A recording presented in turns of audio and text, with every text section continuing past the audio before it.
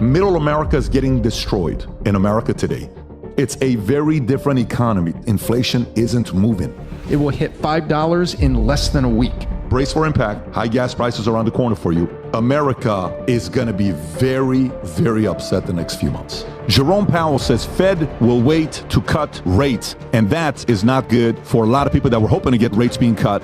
Oil, direct Iran-Israel war could spike oil. Ready? $30 to $40, which means if you're paying in California right now $5.50 a gallon, you'll be soon at $8 a gallon if it goes up 50%. The U.S. freight recession keeps getting deeper.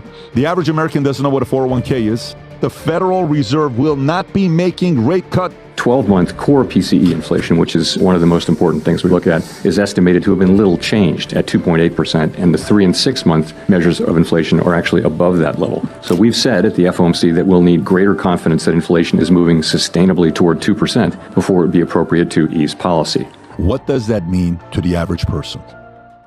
You can already see it at the gas pump because oil is 85. So the average person is like, well, I heard oil is 85. What that mean? It means the gas pump's going on. And thank goodness we're going into summer, not winter, because heating oil would be way up for people that are in the Northeast. If you bought a house maybe last year, squeezed into something at 7%, mortgage rates are still 7%. They're probably only heading back to 6 3/8 or 6.5 by the end of this year because they're talking about only cutting twice. It means the economy is not improving as much as the headlines say, that inflation is stubborn. It's still here. People are still seeing it up. And if you're thinking of buying a house and you're thinking those interest rates are going to come crashing down this year, they're not. That's the loose translation. Last year, a lot of people were speculating that rates are going to be lowered probably 4 to 6 times this year. And when I say a lot, I mean the heavyweights. I'm talking the guys that are the guys you go and read about, the Morgans, the Goldmans, the guys that are the experts, right? Okay, everybody's like, oh my God, it's going to go down. It's going to be great. It's going to be this. It's going to be that. And then all of a sudden, no.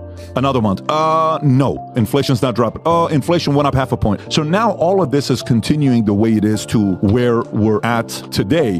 When you look at all that, it's even a potential mild recession the second half of this year. Mild recession, so they won't announce that obviously, but U.S. crude oil falls below $85 as traders discount Iran-Israel war at risk that we have. So direct Iran-Israel war could spike oil by $30 to $40. You know who says? Bank of America says. Through 2025 and Brent potentially reaching $130 and U.S. crude oil soaring to $123 if Iranian crude suppliers are disrupted by up to 1.5 million barrels per day.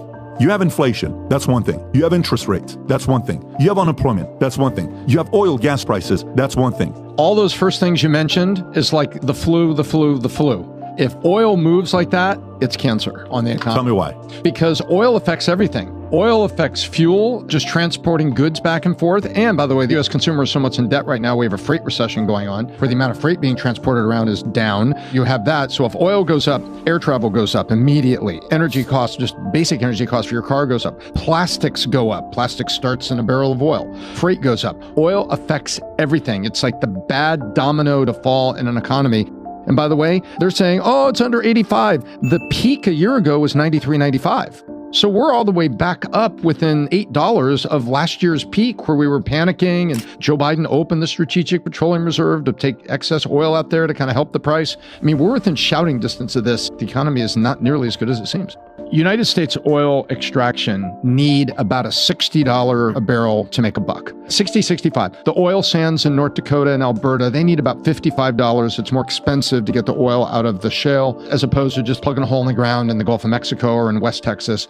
So United States is a very happy place if oil just sits right there at 60. So you think, well, 85 to 60 is not too much. That's 25% more. I mean, you think 25%, that's bad inflation.